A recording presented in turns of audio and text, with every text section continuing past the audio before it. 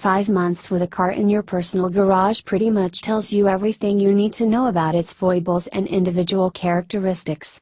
That's even more the case when the vehicle in question encourages you to drive it as often as we drove the 2017 Suzuki Ignis GLX. As I've written in previous updates, my partner and I tend to favor the Ignis above just about every other test vehicle. You've read our previous update where I waxed lyrical about the Ignis' practicality around town, and we've also covered its, somewhat surprising, usefulness as a longer-haul country cruiser. We certainly didn't expect that when we took ownership 5 months back. The crucial elements that make the Ignis so enjoyable to drive then, aren't so much the physical dimensions and turning circle, but the engine and gearbox, and the efficiency of that pairing.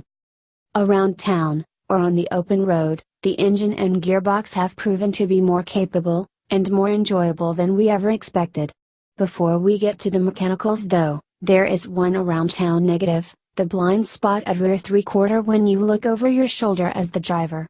This is more of an issue for shorter drivers, but it is still a factor for tall drivers until you get used to it.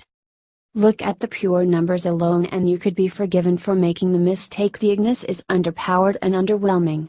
The reality, as we've found with many small engines of late, is a fair bit different.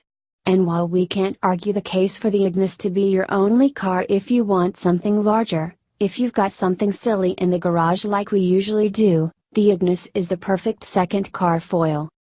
The naturally aspirated 4-cylinder engine clocks in at only 1200 cc, 100 cc smaller than the legendary Suzuki Swift we all remember so well from the early 90s, and we thought that engine was small. We love the quirky appeal of a 3-cylinder engine too,